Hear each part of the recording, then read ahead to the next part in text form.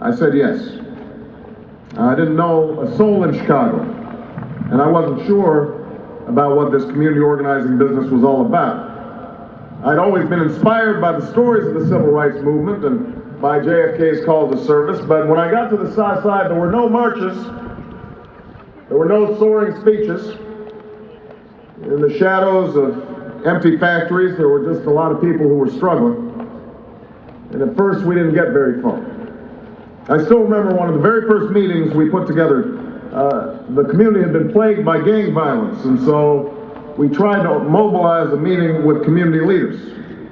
And I had worked for weeks on this project, and we waited and waited for people to show up, and finally a group of older people walked into the hall and they sat down, and a little old lady raised her hand and asked, "Is this where the bingo game is?" It wasn't easy, but eventually we made progress. Day by day, block by block, we brought the community together and we registered new voters and we set up after-school programs and fought for new jobs and helped people live lives with some measure of dignity. I also began to realize that I wasn't just helping other people. Through service, I found a community that embraced me, citizenship that was meaningful, the direction that I had been seeking. Through service, I had discovered how my own improbable story fit into the larger story of America.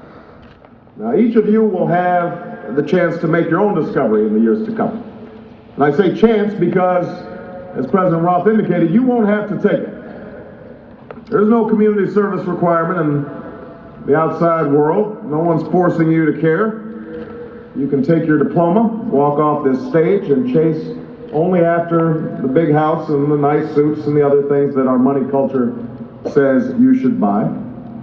You can choose to narrow your concerns and live life in a way that tries to keep your story separate from America's. But I hope you don't. Not because you have an obligation to those who are less fortunate, although I believe you do have that obligation. Not because you have a debt to all those who helped you get to where you are today, although I do believe you have that debt to pay. It's because you have an obligation to yourself.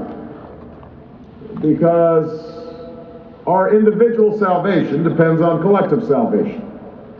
Because thinking only about yourself, fulfilling your immediate wants and needs betrays a poverty of ambition.